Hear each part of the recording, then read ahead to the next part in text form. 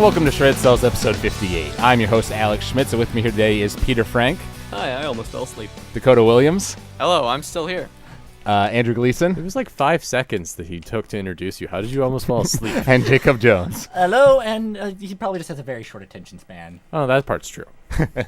Yes, hello. You might be hearing two new voices on the podcast today, Jacob and Dakota.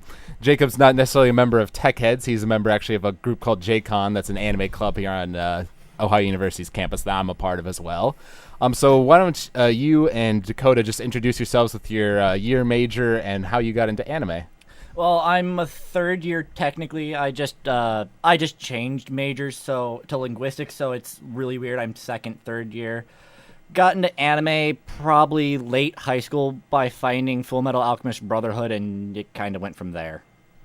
All right, that's a good way to start. What about you, Dakota? I'm going to be a sophomore this spring, but my major is in the Media Arts and Studies towards video games and animation, for obvious reasons. I got into anime around the time that I started watching Big O when I was a real little kid, so I started out really, really young. I didn't even watch that. Is that good? Oh yeah, they are. We watched it like a couple semesters ago. It's actually really nice for the first season. I couldn't really get into the second season. Yeah, well, the second season they changed animation studios and stuff. Isn't that by the guy who wrote the primary writer on Digimon Season 3? Did I say that? I don't know about that, because it was one that was like... Because I remember looking up what else he wrote, and I think that was one of them, but I could possible. be Maybe he wrong. did some episodes on it.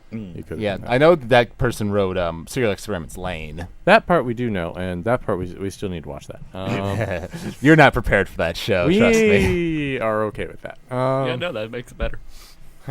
Alrighty then. So first we're going to dive into a little bit of news. There wasn't much important that happened since 2 weeks ago, but I thought we should talk about it. I don't know if any of you saw the Princess Kaguya trailer. That's the not the newest Ghibli film, because the newest Ghibli film is When Marnie Is There, but this is the one that's being released in English in the U.S. On October 17th. I really hope the Athena or something here gets it, because I'd want to see it. It's being directed by Isao Takahata, who's like the other old guy at Ghibli who left along with Miyazaki. The other old guy.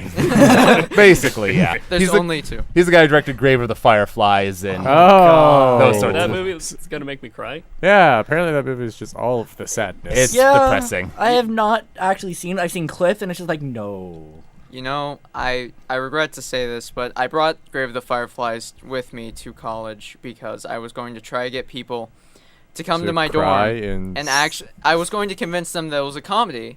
Oh, And I was going to make them watch it while they were here. You are the best then wait sort for of it. evil. That's pretty evil. I doubt that would work because literally in the first few minutes it shows both the main characters dead.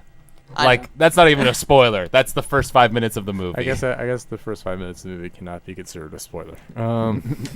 Hey, It's a foregone Spoiler conclusion. alert, she gets sucked up by a cyclone. Whoa. Wizard of Oz, Andrew. I know.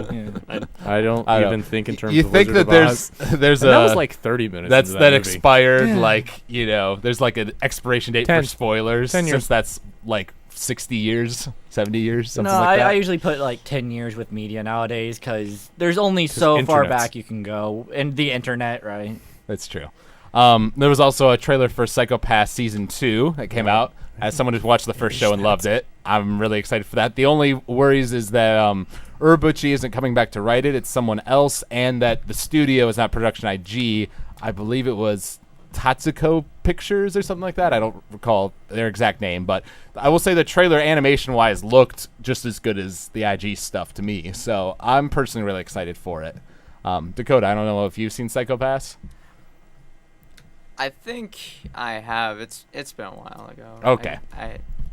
Well, I'm looking forward to that anyways. There's That too many comes shows. out It just October. overrides. Seriously though, I have a bombless list about the size of every wall in Baker ever. Huh. That's a lot of walls. Oh yeah. And then this was a piece of news that I remember. I was reading it as I was walking home from the last podcast that Threshold Entertainment was got a new deal with Universal Studios. Threshold Entertainment being the company that made Food Fight, the movie we reviewed on the heard about podcast. this. Food fight. I actually like that movie. You're a bad person. I know I am, but I like horrible movies. Well, yeah, because you made a room joke earlier. It's and so bad now it's good. we're on Exactly. Food. No, it's not. Food Oh no, Fight's it's just a bad horrible bats. movie, but it's so entertaining for reasons you can't explain. Oh, that No, it's- weasel. I will say one thing. At least you're not saying Birdemic was a good movie. Oh God! Yeah, that one just looks like it's more Look out for the painful. clip art birds. Yeah, they really are. No, Just it clip was art really. bits. It's such a bad movie that if something's happening outside, you're going to be automatically drawn to it. I live where there is nothing, and there was an ice cream truck that just walked by. I thought it was in the movie, looked outside, and I chased it after it because I was tired of that movie. I needed something to get me away. Anything to distract I me think from the these most movies. interesting thing about this Hey, look, threshold, Rusty threshold Nails. entertainment thing is the fact that they've mentioned specifically in that article about 7 or 8 different times that they're working with them only because of Food Fight. None of their other works, just Food Fight. Well, they didn't mention that. They did mention they wanted them to make more brand-related like Brand-related material. material. And- Which is Oh, just the good. worst. And to be fair, they have done other things. Like I think they did one of the Bionicle movies and one of the Lego movies that wasn't the good Lego movie. Not the Lego movie, like- but the other Lego. I like that movies. the Bionicle movie probably had more lifelike and less terrifying characters than Food Fight. Yeah, They did. Well, I've actually, I've actually seen all of seen those. at least the first Bionicle movie. That was actually I alright. saw the first 3. There When I was was like a a fourth kid. one at some I mean, point. I'm sure I saw them all at some point, but then I stopped caring. All The right. third one was really good. Then Second Peter one- became cynical and shut his heart to his childhood. Yeah, Yeah. that actually did happen. Yeah. I mean, that doesn't happen to everyone. Not everyone. Not everyone. I Well, still then I need to maintain help most of those it. people. I still maintain most of it. I mean, I I'm only- still, I I'm only still have a a little firm bit. believer that Kingdom Hearts 3 will be the best thing ever. Oh God! yes. I'm This is sorry. an anime podcast, everyone. Hey, Of course it is. I was You I cannot- referenced a JRPG. That's close enough. You cannot tell me that Kingdom Hearts does not look like an anime, because I mean, it has the hair, it has the shoes, it's does. an The anime. zippers. Yeah, It does. The zippers. It has it has all the anime tropes. It's just a video game instead. And there's a manga. Oh, I'm sure there is. somewhere. there Actually, is. I've I seen have them the before. manga. Oh, There I have you the go. manga. There It's, is a manga. it's pretty decent. actually. I've seen them before. I almost got them. All right, so now we'll move on to the animation we've watched since last time. For myself, I've been keeping up with the fall season of anime, which is now this week. Actually, a lot of those shows have been wrapping up. So, El Noah Zero the first half of it ended. Apparently, there's a second half coming out like next year. But it ended with an episode that killed several main characters, and I was not expecting that, and it was pretty awesome. And then the last episode of Tokyo Ghoul, basically we got to see our protagonist be psychologically and physically tortured for 22 minutes. fun. And it was awesome.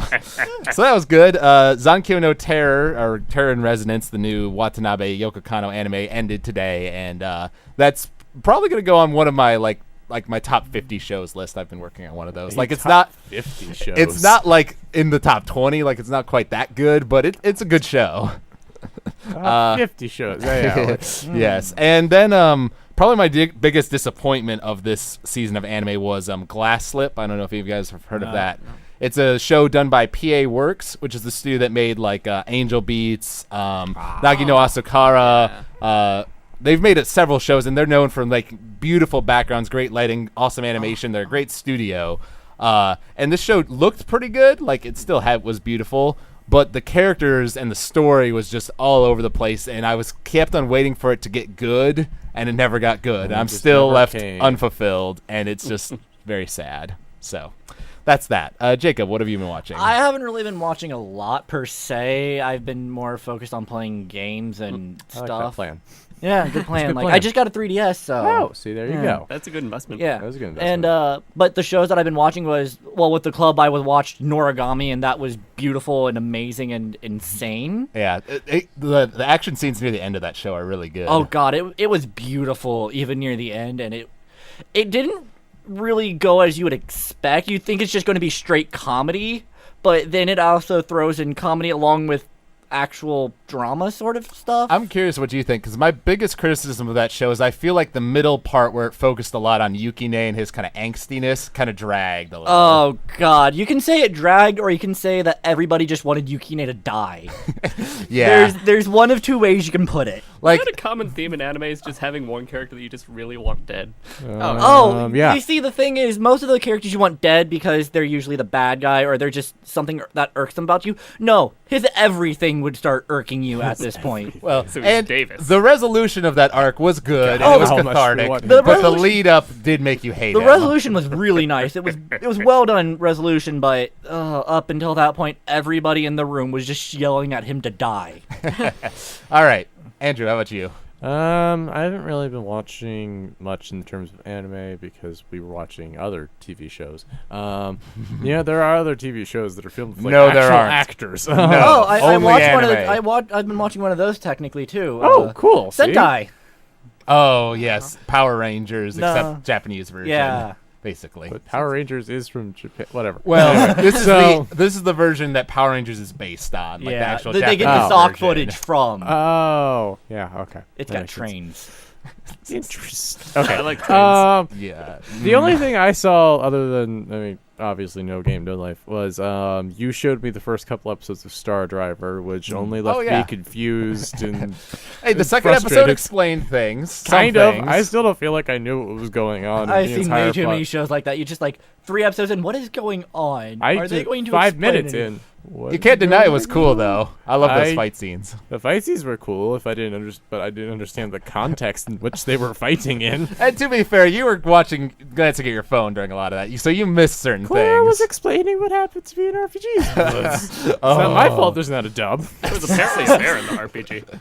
What? All right. Apparently there was a bear in the RPG. Yeah, there's a bear. Oh. I like bears. Bears. But yeah, it's just I saw Star Driver and that's pretty much it. And then we were watching other things. All right, so. Dakota, how about you? Actually, one of my friends, they challenged me to watch Case Closed. Oh, the Yeah. Detective Conan. How far'd you get? Well, you see, I have to watch 10 episodes a day. Wow. That is That's the like thing. 2.5 That's- hours. Yeah. That's a lot of Like I Case said, how far Closed. have you gotten? Episode 2. I have not been doing my job quite well. Yeah. Does But- that job pay? Oh no. That's- Oh, Oh, if no. you paid, it'd be like the best job ever. I'm just gonna sit here and watch like a little kid be well, a detective. I think if I was gonna be paid to watch anime, I'd rather it Hey. be something better than Detective Conan. I'd Oh, be fine if wait, I'm wait, getting wait. paid to sit Are around you and not do complaining things. about getting paid to sit around and I watch mean- anime? Like, oh, well, it's not that good of a show, but I guess they're giving me money If they to were- watch I would something. still do it. I'm not denying that. But if I had a choice, like I would personally, because I'm a huge One Piece fan, I would prefer to watch 600 episodes of One Piece than 600 episodes of Detective Conan. Although- 729. There you go. Okay, then. That's a lot. Are we just saying numbers now? 3. 56. I wish. 42. Now, That hut. I was just saying, like, no, if you're going to pay someone to watch anime, you have to pay them to watch something bad because then it'll abuse you. Oh. Like, I don't know. Food Something fight. bad. Inuyasha. Oh, you don't like Inuyasha? I've heard that it's just a pretty boring shonen where nothing much happens overall. There we go. But he's That's got really- kitty ears. Watch Is that the one last where he has few kitty ears? episodes of Clan Out After Story each Ah. for about 3 hours. That's a good, I mean, at Did least you- it's a good show. Did you cry? In that show. There were a few. There were a few Manly tears. manly tears that Manly actually tears. came out. I will say that. Yeah, we reviewed that show for the podcast last year, Oh, and it's man. one of my favorite anime. I What love a that It was a show. good one. I But I I've, haven't seen it. I've also There's- been watching that. I don't know if you guys keep up with like the simulcast anime. Me. Yeah. Do you know that Monthly Girls one? Oh yeah, Nozaki-kun. Yes, I've been watching that. Yeah, that was it's pretty simple. It's just a straight like comedy basically, but it does what it does very well. It's based on 4 Coma, which is like where the comics are just 4 panels basically. I can never get into shows about those. It just feels like it drags on after a little bit.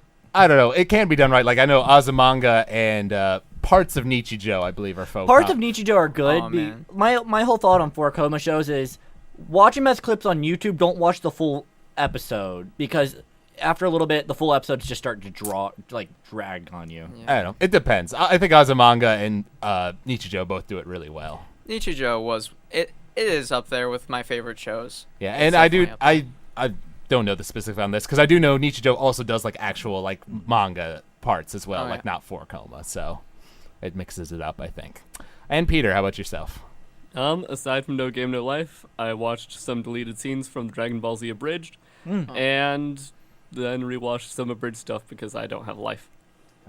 I just sent you guys a video I saw today. It was actually, I think it was just released today. It took the Major's speech from Hellsing Ultimate and but did it with Wario talking about Smash Brothers. What? So it's basically, in that speech, it's just him saying, "Gentlemen, I like war. No, gentlemen, I love war." Except with this, it's him saying, "I love brawl," and it just basically makes it a whole big Smash reference. It was pretty great. I'm gonna win. Please tell me a couple times it goes. The one thing bad about it is he sounds more like Mario than Wario. Whoever was voicing it. But it was still well done, and it actually had like manga panels drawn like in the Hellsing style, so that was cool. So now we'll get on to the main topic for this week, which is the show No Game No Life, a show from this year, 2014. It was animated by Studio Madhouse, and interestingly, was directed by a woman named Atsuko Ishizuka. She's a woman director, only 33 years old, which is kind of pretty rare in anime. And I looked up her repertoire. She's actually directed several shows. There's one this season that was done by Madhouse called Hana Yamata, which is like about a bunch of girls dancing yosakoi, which is like type of Japanese folk dance. It was a good show. It's pretty simple, but it's good at what it does. When do the robots come in? No robots, unfortunately. You have to have robots. No, sorry.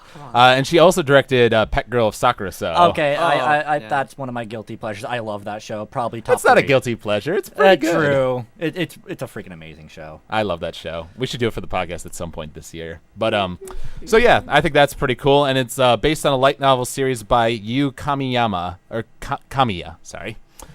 So that's the sort of production aspect of the show, and I thought we'd just dive into it, sort of dividing the show into arcs, because it divides up into, I think I'd count out 4 arcs. I can maybe come up with 5. I don't know. I was thinking starting with like the first 4 episodes, Yeah. which is I all I kind of think you flow maybe together. cut that one in half. 2 of them, like, just the first 2 episodes are just their entrance to the world, and the next 2 would be the next part. Right, the chess game, basically. Yeah. Unless I have one thing that I just saw on my news feed. Okay. It literally just happened, but and it's not anime related, but it's animation related. Okay, what's that? They released 4 finally finished episodes of the Clone Wars onto the internet. I saw something about that, and it looked like they were like production videos, or Yeah. are they actual Well, like? you can watch the actual. Right, but it's like still in like animatic form, like it's Yeah, not it's not completed. great, but you could. But it talks about Ahsoka leaving. Oh, I So- should watch that then. Cool. But the first thing you notice when you watch this show is that it has a super saturated color palette. I do like it. and I Yes, actually really like it that does do aspect that. of it.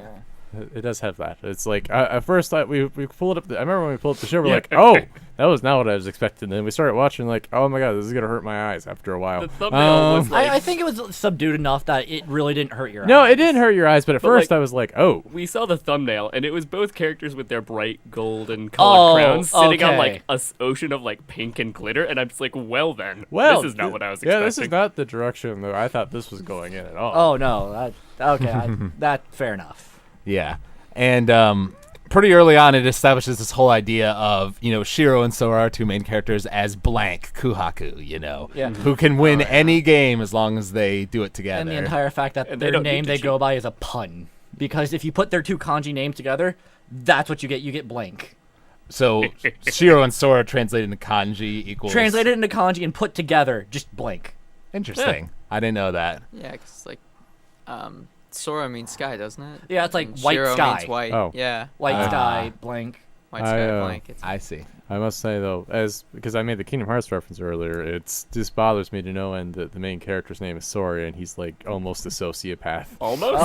Almost. Almost. Pretty much To be Are you- a fair, sociopath. at times I Push kind of think down the Shiro might be wall. more of the sociopath. Well, they Yeah, can she is, both but- be sociopaths. Yeah. So that But they he's a can't be sociopath, and separated. I'm like, but Sora's the nicest guy. See, I don't know. I kind of disagree with that. Like, is he a hero? Absolutely not. Is he a sociopath? No. I mean, Kind of. he That's why I said kind of. he becomes friends with like Steph and Jibril, and all those sorts After of I people. was gonna enslaving both of them. Pretty much. True. I was gonna say if you call that friendship in the beginning. But like, if something happened to Steph, like at some point later on in the show, I bet you he would go to save her. Like he wouldn't just abandon he her. needs pawns. Yeah, that's what I thought. Everyone needs No, meat but shields. Steph, with like Jibril and like some of the other people he gets to join his group, like they're actually important. Steph doesn't serve much She's a point staff. except as a decoy. Yeah, she's a Well, no, staff, see- exactly. Well, no, like they've actually gotten a really lot of mileage out of her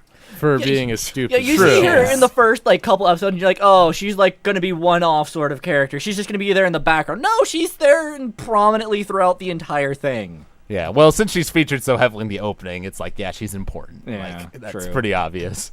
But I will say something that is interesting, I think, about Steph is that at times she's actually pretty competent. Like when she fought Sora in the second episode with the rock, paper, scissors, John Ken Ball, she actually thought about it like a reasonable amount, so it's not like she's totally stupid, but then at times she does act totally stupid. She's smart when the plot wants her to seem smart. I see it more as she's smart as long as she's not going up against Kuhaku. Yeah, I mean, she's smart, but not that smart. She's slightly above the average human intelligence in the show, but like not enough to stand up to all of the crazy things that are being thrown at her all the time as like the leader of her kingdom. Okay, to be fair, the crazy things that happen are like once every 3 days, and Yeah. it's never going to be good for anybody.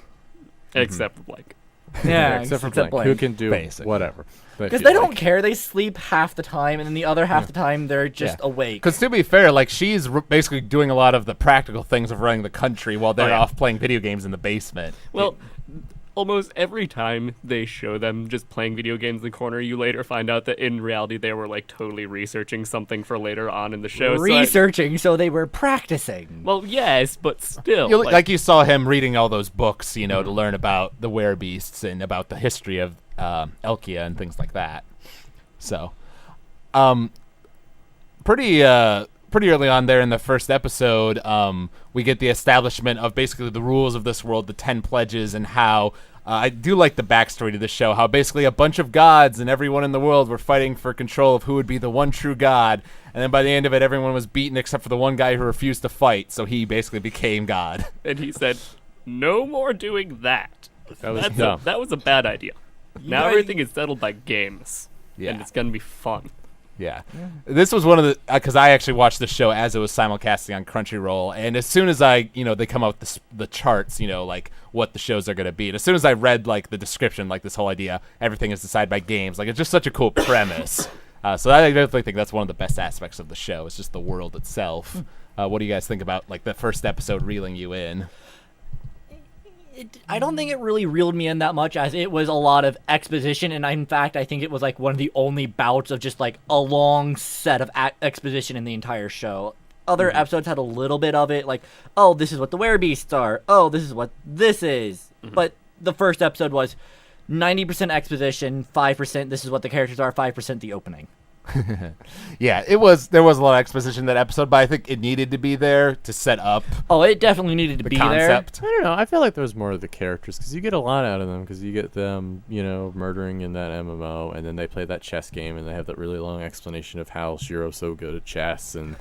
She's literally a walking computer. yeah, she is. So, but you get all of that character stuff very early on, and I think that's very important to have that all in there, and then once they get into the world, then they have all that. You're right, it's a heavy exposition jump from Tet. Although the way they did the exposition, I thought was the best, because they just have Ted explaining everything, and then the other two just don't care. They're like, "Save us! We're falling to our death." Yeah, he's calmly telling them the 10 pledges as they fall to their doom. Yeah, the first episode for me, it sort of felt the way I understood it. It was like, here they are. It's sort of just giving them the story so that way you understand who they are. And I think what really brought me in is when they actually went to the world and just seeing the design that they had laid out and just starting to figure out what that world was enough to kind of get me to say, oh yeah, I'll keep watching. I need to keep watching with this. I think the second episode probably brought me in more just because it kind of showed the fact of, oh, the pledges, they are 100% absolute. Oh, it was one of those things where in the first episode you're kind of thinking, oh, is it kind of like the honor system? No, it's basically magically enforced, and it proves that in the second episode. Right. Well, and honestly, I love that in the second episode when they force Steph to fall in love with Sora. Television. And yeah, and she like constantly like she'll think about him, see the Stepha vision, and then beat her head against the wall. Oh Yeah, god. pretty fun. I love that. And Shiro's reaction when she was like, brother, why didn't you just tell her to obey any command? And he's like, I'm weak. I'm only man. yeah, he's like, sorry, I can't fall in love with my little sister. I want Besides, you're 12. to not be yeah. a virgin. Which I'm glad they established that early on, because there was some stuff in the first episode that made you think, is this going to be one of those incest shows that yeah. everyone And loves? to be honest, it kind of is, because their relationship, like, It's while not he says healthy. he It's not a doesn't healthy want it- relationship at all. They're way too codependent on each Yeah. other. Oh, yeah. While 'cause he they- makes it clear that he doesn't want that to be like the end goal, he still like does it a lot and seems to enjoy it. So it's weird. I don't know. They play with it a little. Shiro is definitely like. Oh, yeah, in she's love She's with all him. for Oh, it. yeah. She's all for it. But Sora doesn't seem to be like you said. That's not the end game for him. So he doesn't really want The that. end game is an entire country of attractive beast women. Of course. No, Oh, that no, was his- the end game. That was like step 2, but it was his end game for His the show. his and I end was pro game that. is probably just gonna be every single female in the universe. Harem. in the game. Oh yeah. He Big really harem. could. Like, they did say that at one point that like you're king now. You could just have a harem. Like, this is the Yeah. thing. That's that why you she could wasn't- just that's have. why That's she why wouldn't she let him said. have That's why she said, "No, you're not being king.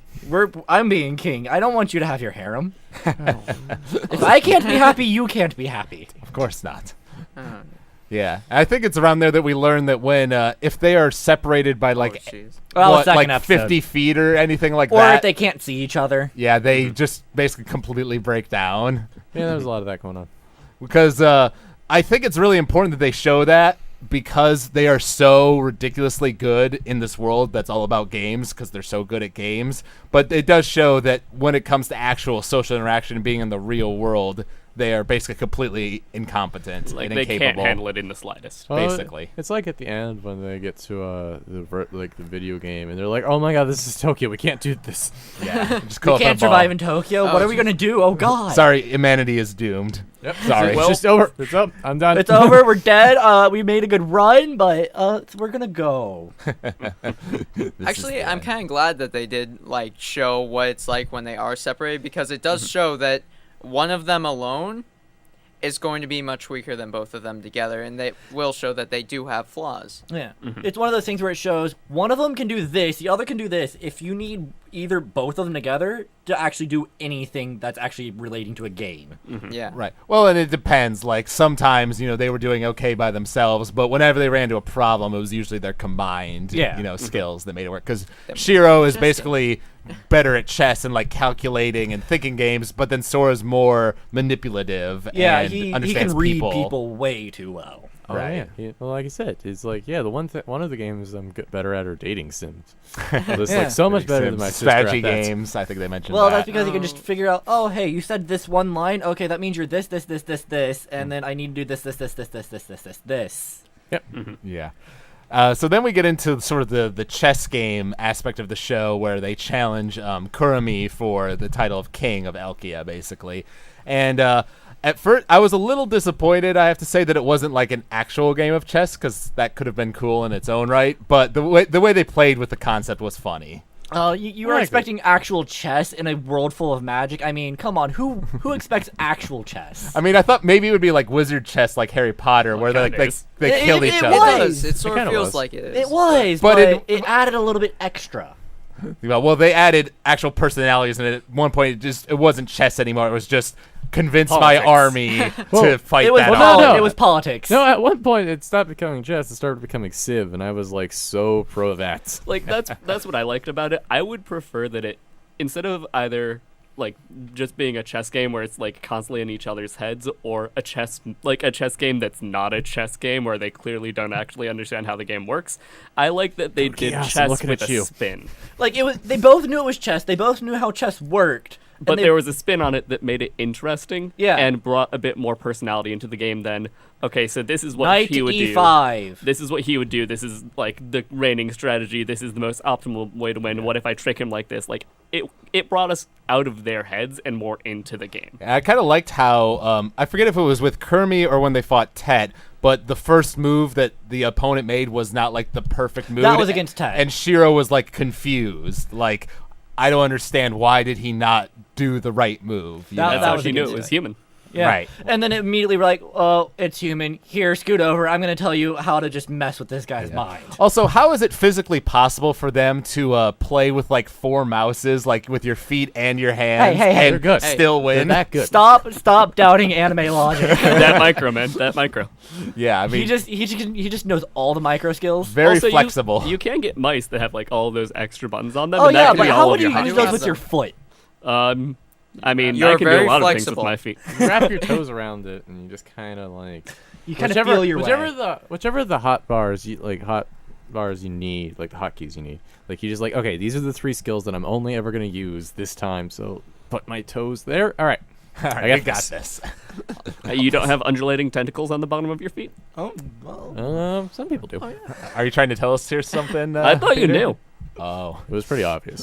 the dark secret of Peter Frank comes out of It this wasn't podcast. that dark. I'm or that secretly a tentacle beast. secret. Yeah. And he's know, my food. roommates. You guys have watched Full Metal Alchemist. Automail. Just chop your legs off. Oh. There you go. Well, Yeah, then you you just need to know alchemy to actually be able to do it right. Oh, yeah. Yeah, it's got to be human transmutation. I mean, that's cooler than just chopping it off. Exactly. Of course. I also loved how he, one of the ways he convinced his soldiers to fight was through cuteness. Yes. Oh yes. Oh, yeah. Cute No, is it the wasn't through grand cuteness. It was motivator. just like a giant pep speech of you can bang any woman you want if you survive. But I And thought there then- was one point where he No, was like that was- held up Shiro. That was when Kurumi was basically like, "How are you guys able to do all this? You forgot the one thing that rules this world: cuteness." That's right. Moe does it all. And I also love the whole like melodrama they had where the queen, he convinced the queen to Oh, turn to their side. No, and- she Oh, yeah. created her own faction, she which became was like the the best. red Yeah, it's just queen. like- that's right. No, it wasn't that she created her own faction. At first, it swapped sides, and then Shiro was like, "Well, how about we just finish the fight without actually killing anyone? So nobody fight anymore. We're just gonna all create our own third-party faction of we're not in this war." Right. It was fantastic. Yeah. So, So well done. yeah, I love the twist on that, and then they had one of my favorite moments in the show for sure happens in episode 4 where he gives that speech about how humans are weak, but that Oh, yeah. actually makes them strong. Oh, that was that's yeah. by I love far that, like yeah. one of my favorite anime speeches I've ever heard because it did the whole Bane thing of we were born and it molded by it, but it did it well. Right. Yeah. Well, and over the summer, actually, I have a little anime blog. I made a list of like my favorite anime speeches, and this one came in at number 6. Like, it's really, really good, and it's like a full like 4 or 5 minutes long. It too. really is. He really goes on for a while about it, and it's really well done. It's It super was a entertaining. well-written speech. It was a well-written speech, and then it also makes you go to think, if they're really horrible with human interaction, how was he able to stand in front of all those people and give the speech? He doesn't care. And I think the justification for it is that they basically see everything that happens in this world as one giant game, so they're able to convince themselves it's not the real world. That, you know. Plus, that they're not and they addressing were a all single- pretty far away. Like, they were the masses well below that balcony And he was speaking at from. the very start of it, he was like, "How's it going, guys?" You know, like really awkward. And then Shiro like held his hand, and he was able to do it. You know, I was guess going to cuteness say, does. you could always just say, hey, look off in the distance. Chess piece. We're playing a game. Giant chess. Giant chest. World that I need to chess. see. And World then I chess. mean all the chess pieces that the races have, so it literally is just one giant chess game against It is. God. Well, yeah, that's Pretty that's much. where this is. That's clearly where this is Oh, going. it's in clearly the end. where Oh, yeah. And then this I mean, is going to be there's one. a reason there's 16 races. Yeah. After all. I'm Yeah. seriously hoping that it's gonna be a game of something other than chess, and he just going to made be them chess chess. pieces. To It's going to be. Oh, chess. if that well, happens, it might that be a would be. spin on chess. Oh. They might play chess on the globe, 3D though, chess. and they might Yeah. have like No, this, you see, like a. you're thinking small with No, we're 3D. playing It's only Katamari. 12D chess. I don't even know what 12Ds are, but yeah. I They'll I've find a seen way. 12Ds. Yeah, personally, I like the idea. Like, it will be kind of like the chess game at the beginning of the show. I think it makes sense for there to be a chess game at the end, but it's Wait. different in some way, like epic worldwide chess somehow. Like with how the show goes at the end, I think it's gonna be like it's technically a regular chess game, but each piece is controlled by a different race, and it's not one person controlling them. It's just this race wants to do this, so they're gonna go this direction, and that's how it works. I see. Yeah, and there was one quote from that speech that I really loved. I wrote down. I think it's like the last thing he says. He said, "Accept the fact that we are the weakest race. Accept that we are the weakest race, one that can become anything because we were born with nothing." Like, I love quotes like that. There is that, and then I think my favorite one was the one where it's like, we're the strong are always just sitting there sharpening their claws and their fangs. We, the weak, sharpen our knowledge and our Wisdom. Yeah. wisdom. Yeah. Yeah. That whole concept They was did- really cool. they did get the giant library. Yeah.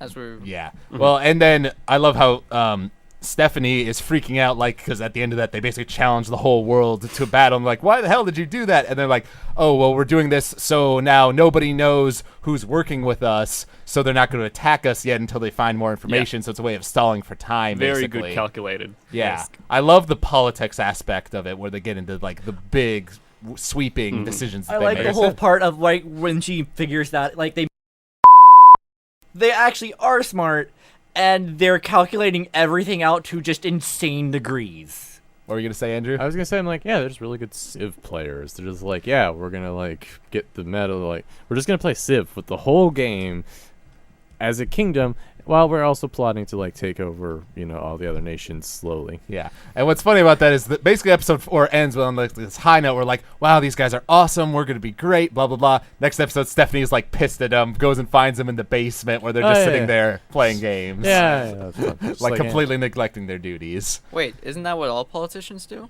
Ba-da-ba-ba. I wish. And then eventually when the time comes to like deal with like the nobles who are against them, they're just like, we challenge you guys to a game. They beat them all and take all their land and property and everything. And all the time that they were just sitting around doing nothing, they were really just waiting for that to happen because they realized that was the next thing that needed to happen before they could move on to their next step. So they're just. I did like how yeah. they talked about how like Stephanie talked about I spent did all these things to like maneuver these politicians or these nobles into a position where they would agree with us or we could make them work with us, compromising, blah blah blah. And Sora was kind of like impressed, like, oh, you actually did all that yourself, Are you sure you're not a Steph? Steph is more than just Steph. Just a Steph is Steph Mark II. of course. What have you done with Steph? Steph squared, perhaps. Oh, Steph squared. Yeah. And I believe that's also the episode because Steph is so worried about this, she constantly challenges them to games and keeps losing more and more of her clothes. Of 'Cause- course. Yeah, If because you- Shiro is sadistic. If Yes. this wasn't clear already, this is a show with a lot of fan service. Like, Yeah. a lot. Really a lot. Just a.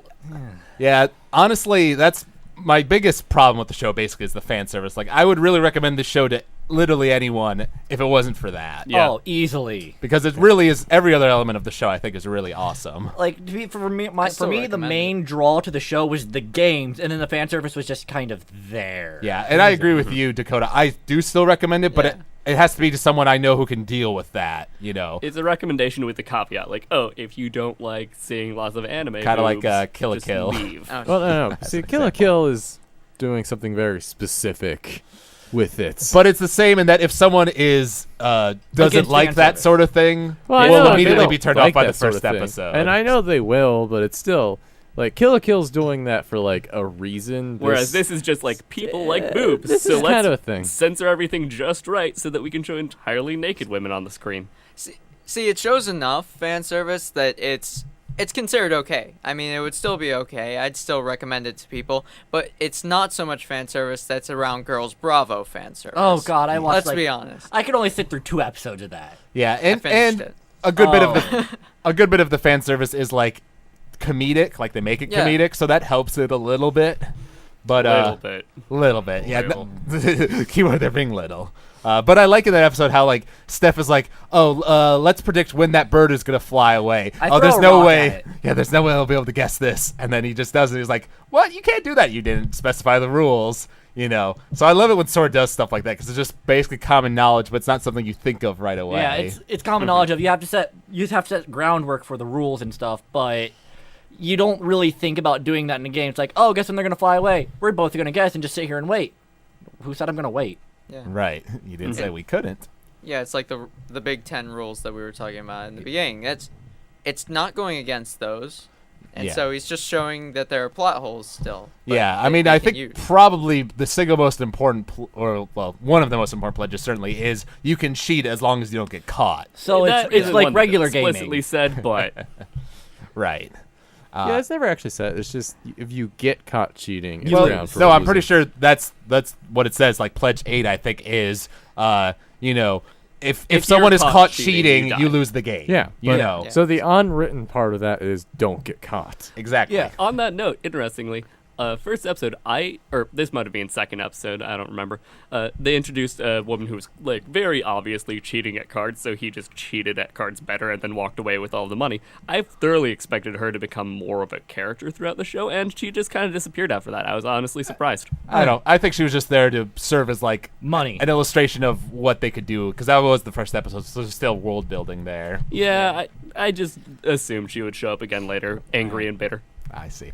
And She'll be a background character in season 2. She'll mug her again. She'll show up at the very end like, I was behind all of the opposition to your plans this whole time. Big plot twist. But episode 6 is the episode with Jibril and the This library. is the most fan servicey episode. Oh, It is. those 2 episodes were the most. But it's still fan service. It's still bad, but at least they were kind of clever about it, because in Japanese TV, like one of the things you see with anime is that they can't show like nipples or things like that. Like they'll always beans. censor them with steam or things like that. In this show, they actually like made them disappear as part of the game, and he like was talking about it, like, oh, it's like PG-13, nudity, Entirely blah blah blah. PG-13. You Just like very nice for you. Yeah. I'm so glad. I don't know. It's still fan service and it's still bad, but they made it a little bit more clever than just showing it outright. So I can appreciate that at least. And I thought it was funny when Jibril was like, "Oh, I need to search your body." And he's like, "Only if you let me search your body too." And she's like, "Okay." And then it's like touching her Erogenous sensitive zones. zones. It mentioned like erogenous zones, and it's like, oh no, mine are my wings. And he was so Aw. disappointed. He was so disappointed. But then he like got No. really into it. Well, Nope, he's- I'm he gonna really win. went for it. I'm gonna win. Exactly. Kuhaku can never lose. That is the one actual, just matter of fact rule of the entire show. Although It's gonna happen at some point. I feel like at some point It later has on in the to. show they It have will. to lose at least once. They will have to lose at some point, and Mhm. it will just be like this hugely devastating thing. to Yeah, and them. they're probably going to end up getting separated too. That's just my. They're probably gonna Well, end up. I guess. an episode kind of about that. Eh, so. kind of. Although that when it first showed off like their separation, that ending is probably like my favorite ending in the show, just because Oh, yeah. all the other endings had that really just happy theme, and this one episode where Sora is just not there for some reason, it just has all that static and just like. Yeah. Oh god, I'm so confused. I at agree the end. that It's the- just We like, had wait, to what watch happens? the next episode. Like, we were going to go to sleep after that episode, and they were like, well, now we're not going to Now we're sleep. not. Now we have to know what happened. Because No like, what was sleep for that? you. Yeah, I agree with that. Like the ending animation just by itself is just okay, but the way they used it in that in episode 7, I think that was really cool, and it paid off. Like why they were showing this ending of, or it was episode 8, I think. think This it was ending of the two of them together, basically just emphasizing that over and over, and it made it really creepy too, with like the static and the music like went in and out in a really weird way as well. Also talking about that, I love the opening to the show. Yeah. Both Actually, visuals that's and good. song I think are really catchy. Yes, I agree. So I had a lot of fun with that. But episode 6 deals with this Shiratori word game that they play with Jibril, and that was a really fun concept. I liked seeing them exploit that. Oh, that was really an interesting concept because everybody always knows the word game of you use the last letter of the word in order to make the first letter of the next word. Never think about what would happen if that creature then appeared. Exactly. Just making it into magic Shiratori. It was whatever very was. fun watching this with a physics major at the end, because then they're like destroying like fundamental laws of the universe, and he's just like, "Oh, okay, I guess." Oh, that's the direction that's going. Pretty much. Yeah. But I like the fact that they basically exploit the fact that they know more about science than Jibril does. So she didn't even realize what they were saying when they were like taking away like the mantle and things like that. Mm-hmm. And that was also an episode where it showed like that Steph really is kind of important because she was there getting chased by all the crazy monsters, they weren't coming after them and killing them. Oh, and then they bring that up as the fact of we won because of you. Because you died, we could win. Wait, Exactly. I still died. Well, we knew you would come back. Yeah. And I thought it was really clever how I forget which insult they did, but they wrote that insult down on the piece of paper. Empty-headed academic. That was what it was. Basically to subconsciously make her choose that when they were flying through space so that he could do the thing to make the mega nova happen. And then that it was brings so up the cool. fact of, how did you know I was going to use that? Well, even if you didn't, I had about 8 other ones that I thought you would have said, and I could have used those. That's still too small a variable. We're insane. What do you expect? basically. I mean, they start the thing by saying nuclear bomb that causes the whole thing to explode, you know, and they're protected by Jibril, of course. Because apparently, what are they called again? Their name for their species? The Flugel are basically war machines. Oh yeah, that Which look I think like is pretty angels, great. and that makes them by far my favorite because it has like 8 different times where she just goes on a long rant about how she loves to collect the heads of giants and dragons, and Oh, yeah. now they can't do that. There's the time that she committed genocide on like the elf people. Yeah. where- Oh, just yeah. because they like hit her out of the sky, and she's like, "Yeah, You I got scuffed some." my boot. You scuffed my boot, so I destroyed like thousands of them. So Yeah, Kermie was not too happy about that. Tomato, tomato. It's Yeah. your fault for putting those anti-air runes. Exactly. Yeah, and it was pretty cool how at the end of that, Jibril was like so impressed by them. Like, I guess they'd been searching, their race had been searching for a new master since the war, and found them in Sora and Shiro. Well, she found them. Yeah, and how she was totally infatuated by their technology, this new knowledge of a different world. No, don't drill on tablet. I need that. You're gonna short circuit it. So that was great. The one suspect thing, perhaps, being how they shared air while they were in space. Yep. That was another one of those. I mean, that was- technically it makes sense, but That was the one scene in the entire show that I just couldn't stand personally. The other stuff I can just forgive, but that one scene is like, really? Yeah. Was that necessary? absolutely necessary, of course. And then episode 7 is the episode with where we're focusing a lot on the old king and how the old king was so stupid, and Steph gets really emotional and angry about them with that. But I liked how that paid off, that he was actually did have a plan. He It wasn't was that he was- playing the long game. Yeah, he was playing long game. He wasn't stupid at all. It was just, well, we need to give up these areas, and then later on, it's going to help us immensely if we actually have somebody who knows what they're doing in charge. Yeah, Yeah. none of these things are even viable for us right now, so why even keep them if we can get something out of it? Yeah, basically, I'm going to trust that we're going to have a better king in the future. That's why he did like the game tournament to decide the new king, you know. And I'm going to discover the secret of the werebeast, which is something that no one else in the world knows about, so that those people can get this land and more back, basically. So one of the things that I always found interesting about this section, I'm like, yeah, but I thought because the elves are like the 7th best race, Sixth. Yeah, All right. sixth. 6th. Okay, whatever. So they're pretty good, but they're not the best. But the war beasts were like 14th or something, and Yeah, I'm they're like, like and 14. and the elves they went on this big thing about the elves also challenged them a bunch of times. They kept losing. I'm like, well, Yeah, I and thought, it seems like I felt quote like the unquote totem- mind reading would be like I felt far like more the powerful. total pull would be like, well, But based around I stuff think like the that. idea is that, one, the elves have like the biggest amount of land in the world. It and- wasn't that they had the biggest land. That's not why. The whole ranking thing is based on how much magic they can use. That's all. But the I felt ranking like is. I mean, I know that once it's revealed what the game is, it's a game where you cannot use magic. So Yeah. that's why the elves lost a lot. It was but- more about physical strength, with the werebeast excelled at. Exactly. Yeah. So I think that's the main reason that the elves are said to be really strong with magic, and the fact that they control so much land. I just and all thought it was that. interesting that I'm like, oh, so lowly 14th on the totem pole here is Mind reading. kicking the crap out of And the elves over there. if you so- think about it, that's- also mind reading. That's the It wasn't so much. I know it wasn't Yeah, mind but reading, like but it was- that's what we thought it was Yeah. for the majority of the show, I'm and like, that wow. sounds really OP. Yeah, it Like, does. well, and that's this is still pretty early on in the show, as far as the long game of them conquering all 16 nations. So I think it makes sense that they go after the 14th. Like, they don't jump up to going after the elves number 6 right away. Well, why didn't they go for 15th? I mean, they're 16th to just get one it was- higher. Yeah, they didn't even because mention he what wanted his 15 animal was. harem. Remember? Well, Hey, hey, you know, that if is a you- very good if reason. you wanted, if there was an animal harem to have, you would want to conquer it. True, but I'm still thinking like 15 would You mean probably you be haven't yet? safer. Oh. Yeah, and I wrote down this episode was also where we saw there was a cool Doraemon reference with Oh, Steph. God. And The and- show was reference after reference. Let's be honest. Yeah, and Sora did the Gendo Akari pose Yeah. with his hands. I think I counted at least throughout the entire series like 5 JoJo's references. Yeah. At least. a lot of JoJo's references. I got none of these things. Aww. Too sad. Gotta watch more anime, Pete. Gotta watch more Uh, anime. too bad. Clearly. I just I've got a list. You want help?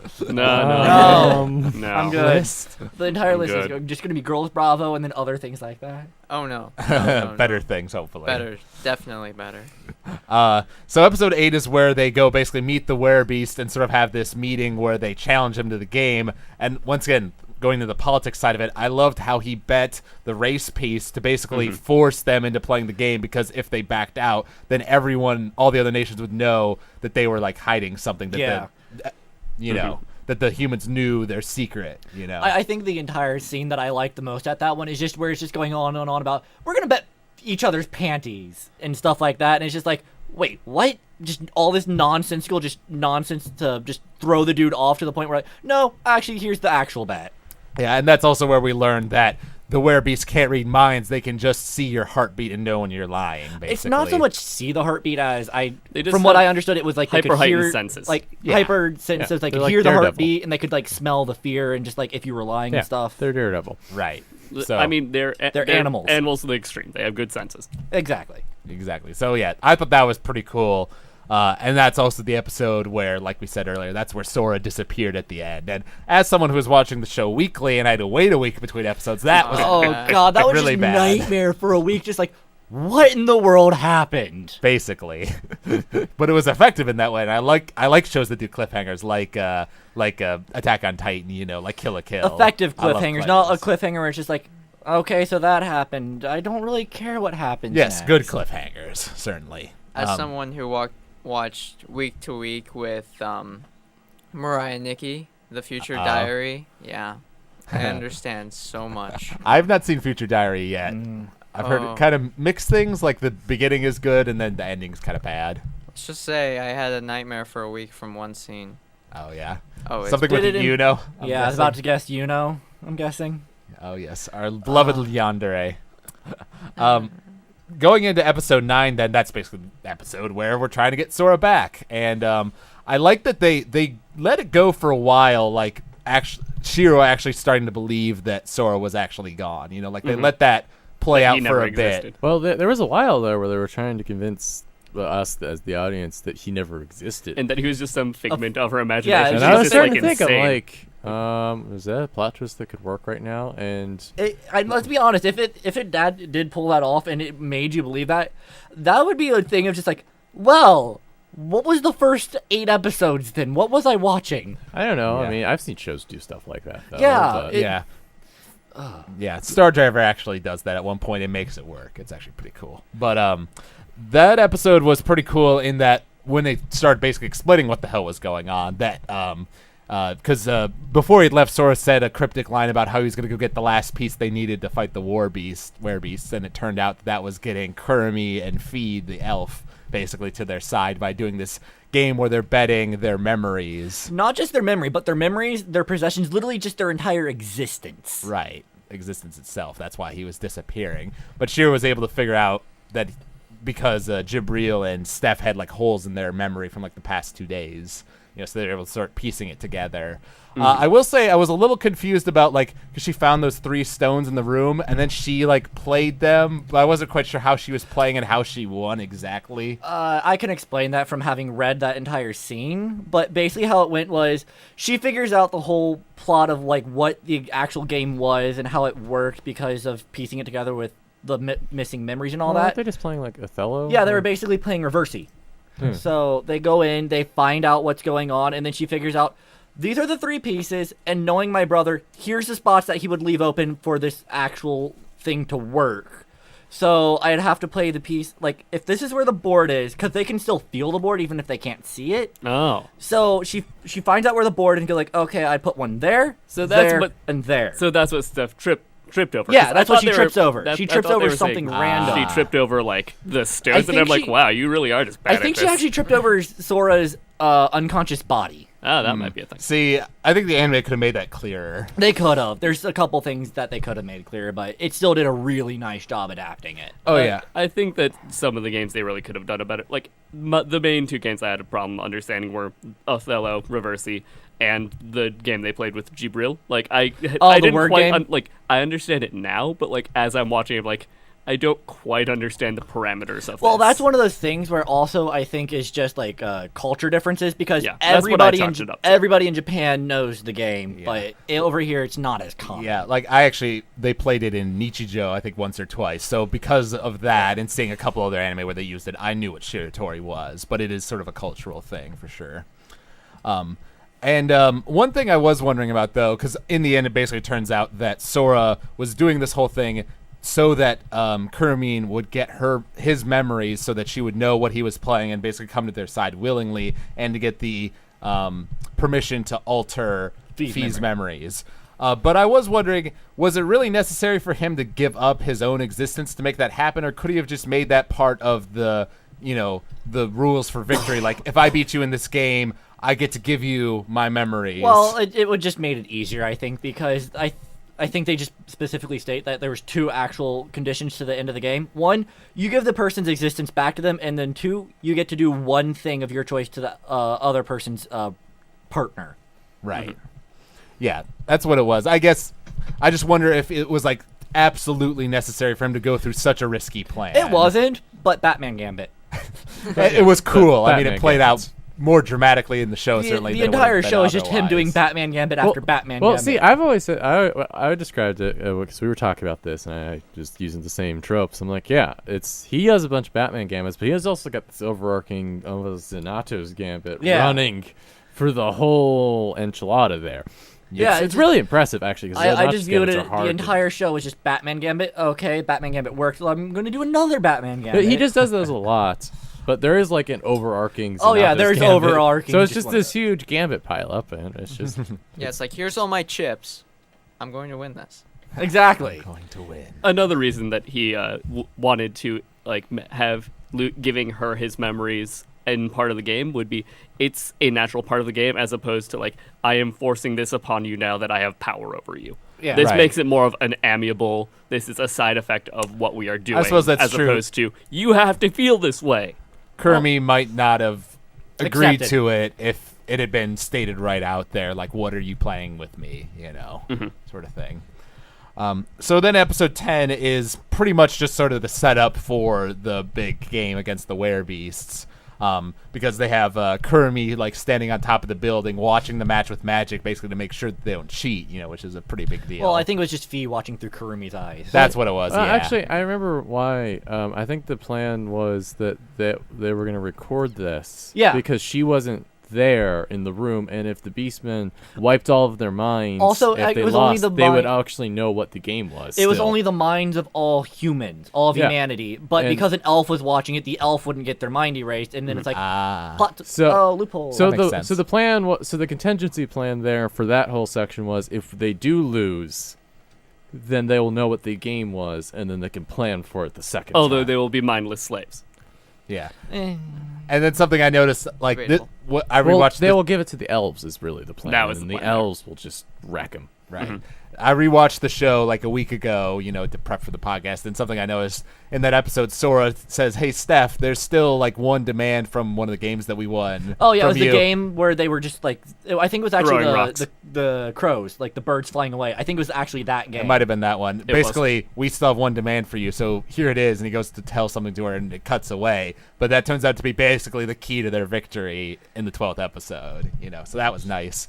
And that's also where we get Izuna, the werebeast girl, saying, like, he asks her, "Oh, when was the last time you had fun playing a game?" See, that was the best because he like psyched her out like 5 minutes before they actually started playing. It's like psyched her out because he actually just mentioned one of the just 10 commandments of have fun. Yeah. Have you ever had fun while playing a game? No. Yeah. I also, just talking about Izuna's character for a moment, I loved how they introduced her as just this little girl who was, like, blatantly rude and princessy, except she said please at the end of every sentence. Oh, just because every it's sentence adorable. is death because Death. that's what she understands. That's how she's learned because nobody cares to teach humanity. Humanities are monkeys. Yeah, but, like, I liked that, and I was a little sad when she just turned into a cute little girl as opposed to mouthy little princess who just says please at the end of everything Yeah. because she thinks it makes it automatically polite. I kind of was hoping they'd keep going Stop with touching that me, you character. monkey's death. Yeah. And then it was like, why did you stop, Des? Yeah.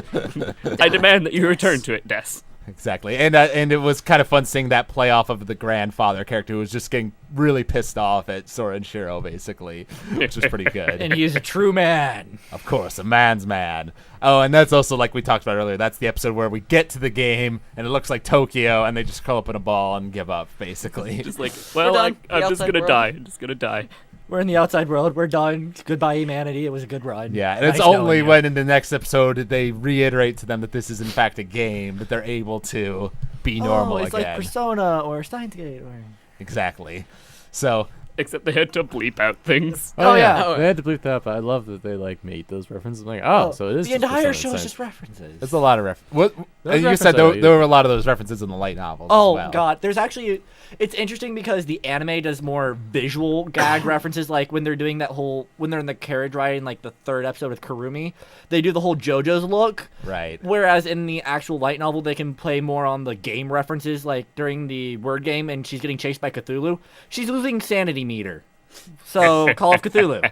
Yeah, that is a good reference. I actually do have sanity dice. Yeah, It's Yeah. so much fun. So what did you guys think of the basically the game in the 11th episode? This Gal whole gun. the romance gun game basically. It wasn't Pong or Tetris, which was what we thought. We it were was gonna hoping be. for like some like old classic game, and it just turned into like this weird dating sim first-person Oh, shooter the thing. And thing I'm just is, like, the game itself is a reference to an actual game. Was that a thing? well, Oh that's yeah, a there's thing. there's a railgun game called Galgun, which is basically the exact same game that they did. I see. yeah. I've seen a clip of it online, and it's just like, why does this exist? I also You do know why it exists. I know. I also do like that, just the concept of that, like that the werebeasts, everyone's wondering what's the game that they play, how do they always win? It's like, oh, we have more technology than like almost any other nation, so we have video games and no one else does. Yeah. But then Sora and Shiro, of course, are like masters at video games. Well, they're like, yeah, we're like great at video games, except for the fact that it almost set in Tokyo and they almost flipped out. Just This like, one no, also it's involved over, it's running. done. Also, Oh, it did yeah. involve a lot of like physical activity for them. True. Although when Shiro went one-on-one with Izuna, she was doing pretty good there as far as like moving around real Yeah, fast. She was.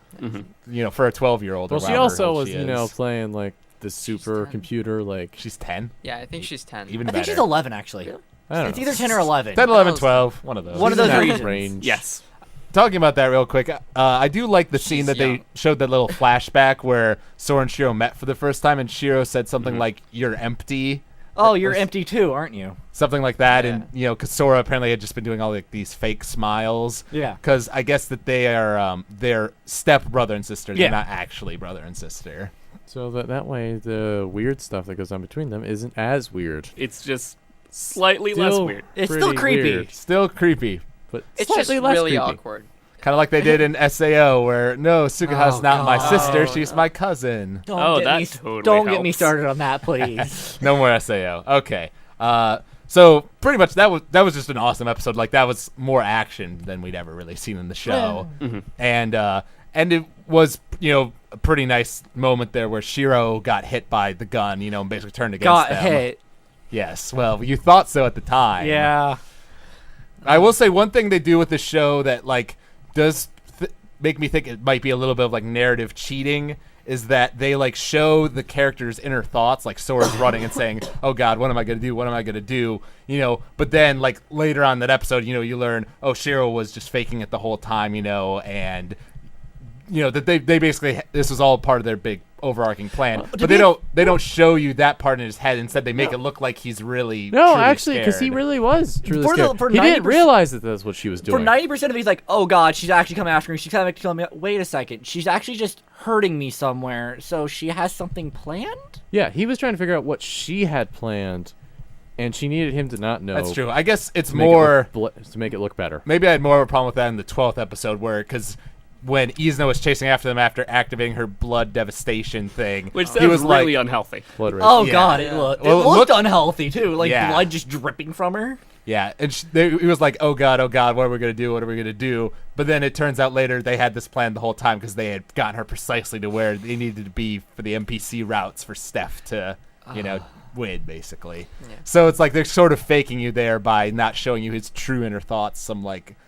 more outer ones. I Selective guess you would information, say. basically. Yeah, a little bit. Honestly, I thought they were going to take just an entire bit of the episode and just have where they were just shooting Steph. The entire episode, they're just like shooting Steph. I was Yeah. like, that would be. They did have a lot of fun with the idea that when you shoot that person for a couple seconds, they totally fall in love with Oh, yeah. you. Oh yeah, and then I know. Shiro immediately tested out by shooting Sora, and Exactly. then Sora tested out, Wait, or I no. think Jibril tested out by shooting Shiro.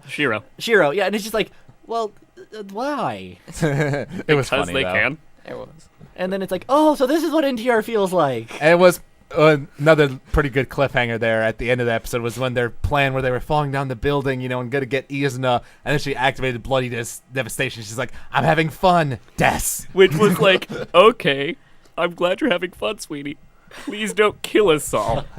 Yeah. She kind of turned into a demon there for a second. But it was awesome. Like, I'm glad to know that your definition of fun is becoming a homicidal monster. I am now never going to let you have fun again.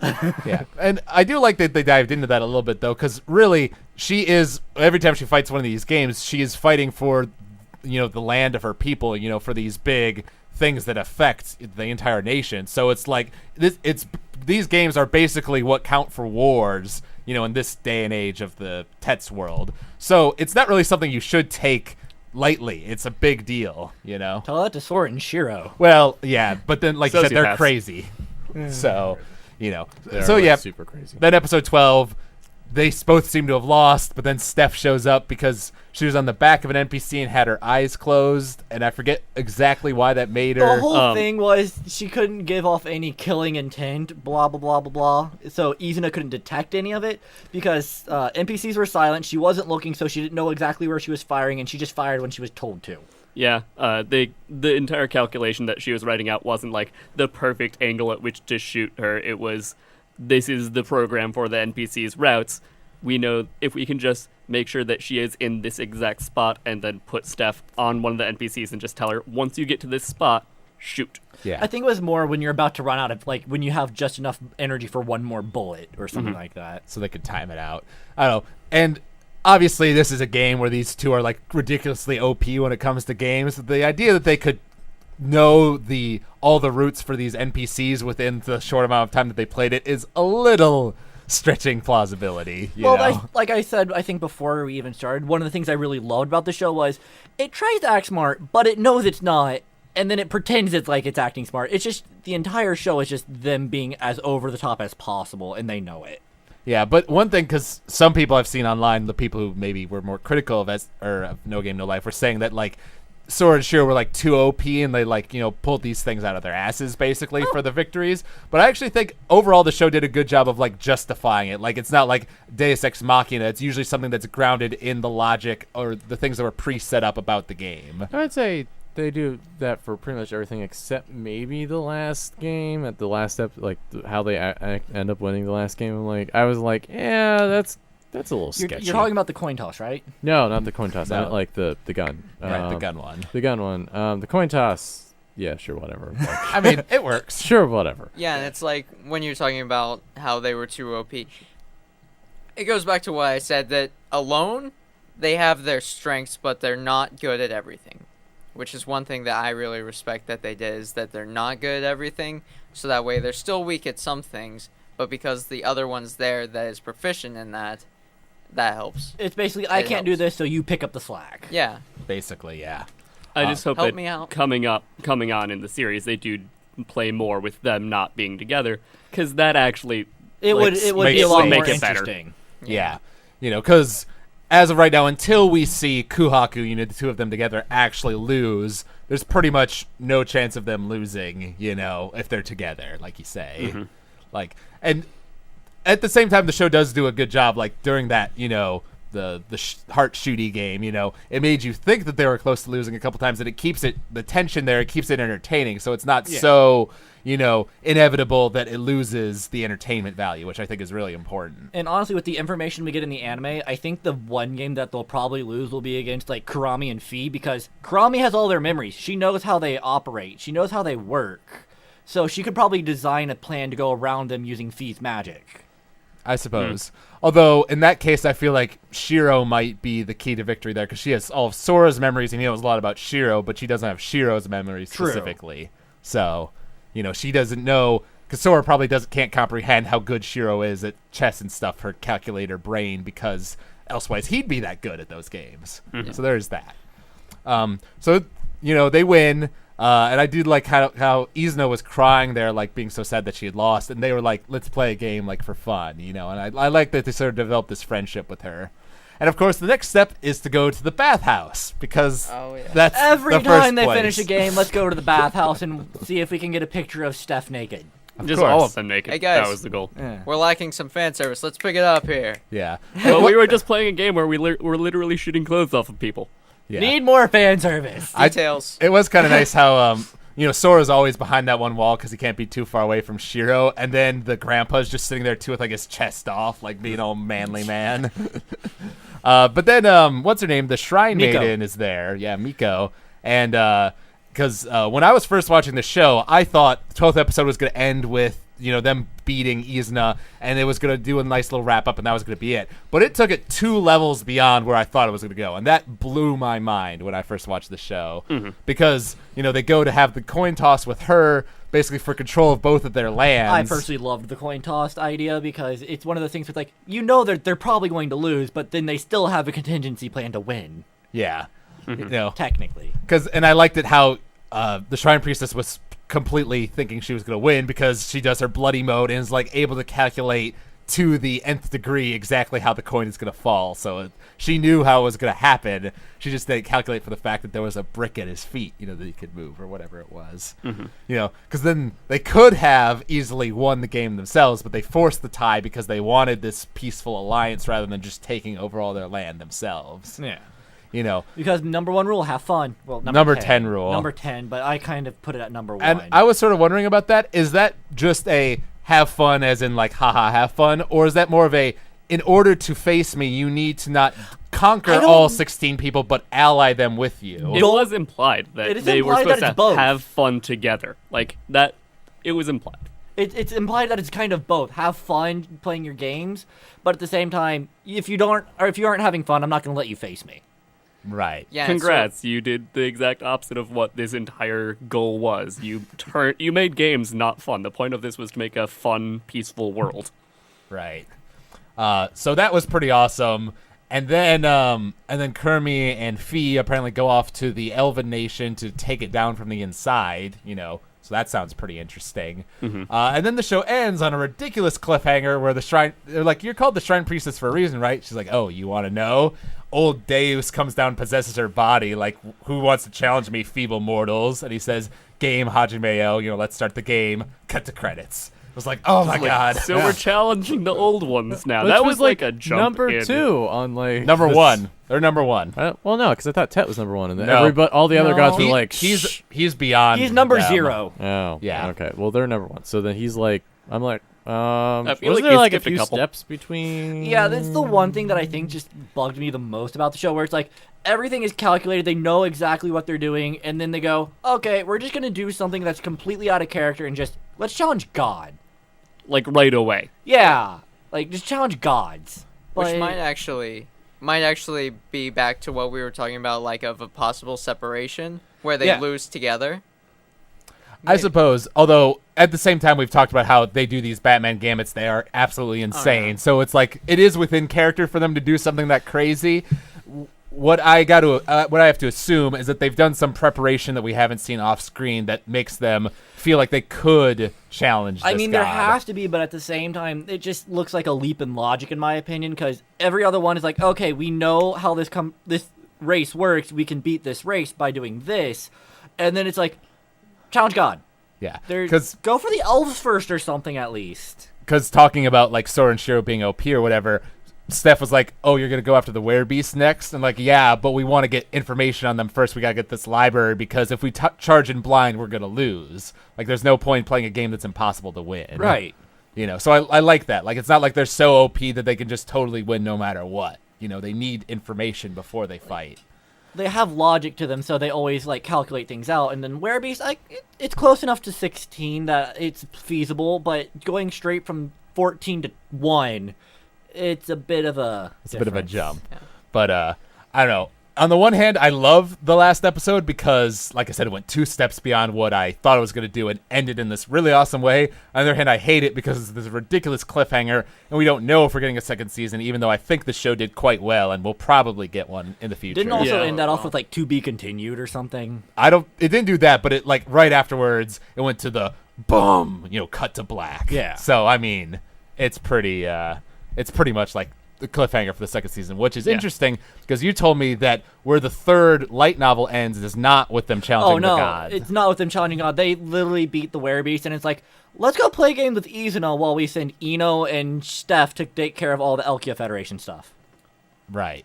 Or is I thought they were going to take care of the elves. Oh no, it's literally just we're gonna go play with the little fox girl for about a week, and then you two can deal with everything else. Kurumi and Fee are the ones who are dealing with elves right now.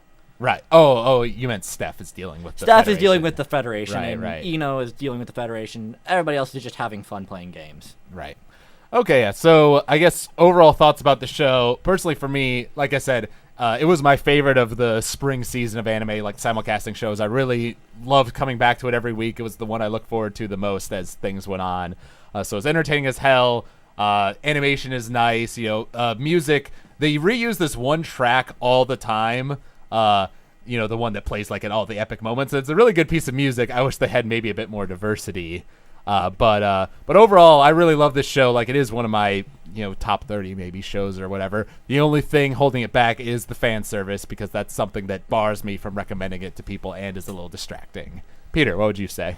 Oh, I would say that I agree. The animation's very nice. I like these characters. They're different from a lot of characters that I see in anime, in that they're less social, and they're less like, I'm just a good guy. No, they're pretty self-serving. I like the main characters. I quite like the story. I like that it stayed light enough that like I never felt too like, oh, what's gonna happen this week? It's too heavy for you, man. Yeah, no, I like that this one was light enough to like keep me relaxed, but like compelling enough to make me want to watch more. All right, Dakota? I definitely enjoyed it. I mean, I went back and I've probably rewatched the first episode around 3 times, just trying to wrap my mind around it still, but overall it was a really good show. I liked the animation. How it was planned out was absolutely perfect in my idea.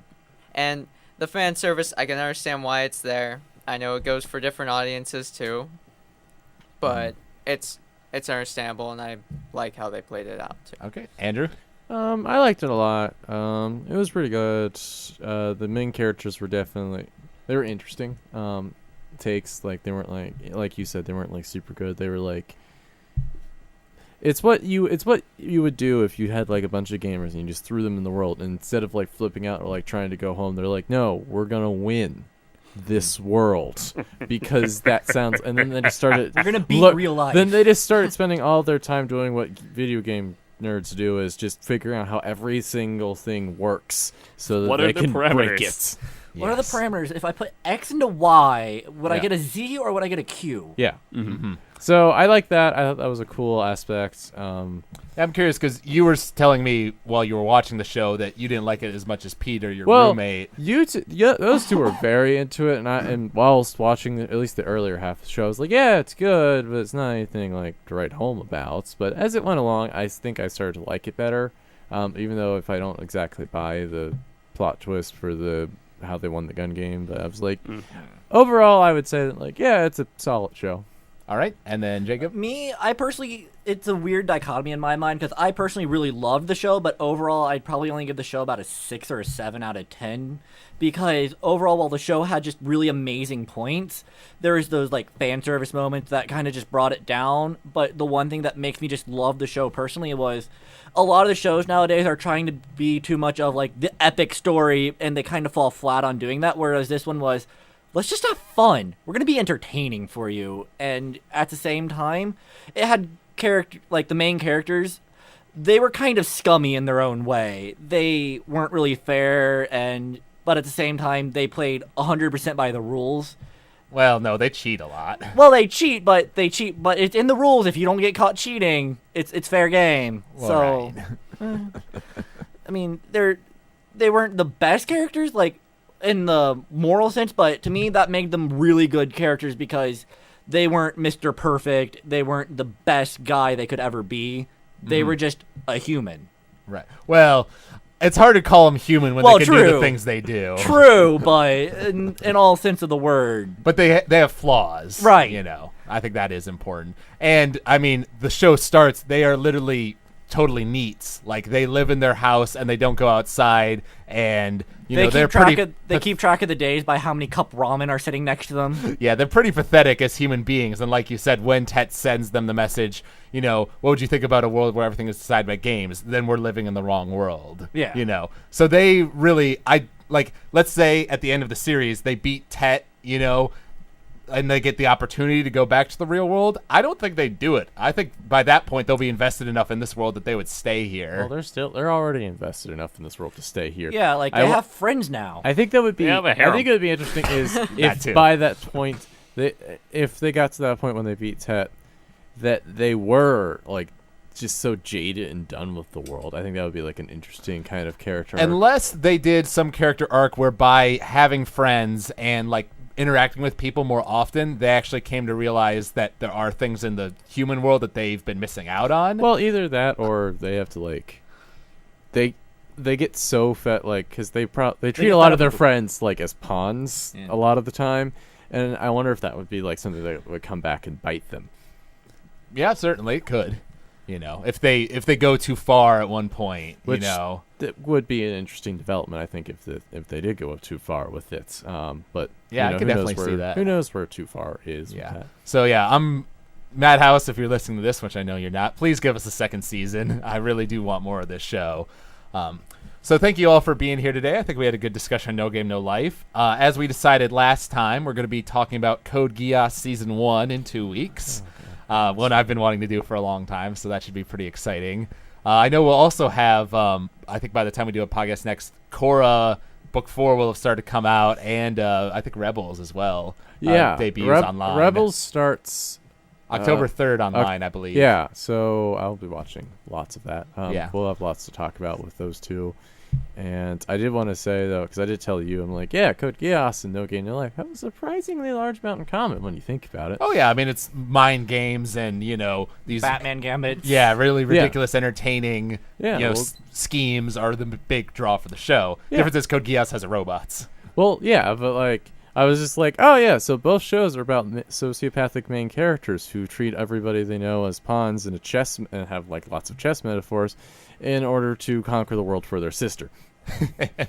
Pretty much. In a lot of ways, that's true. See? All right. So, mind blown. Just Code Geass is the more serious version, so. Yeah.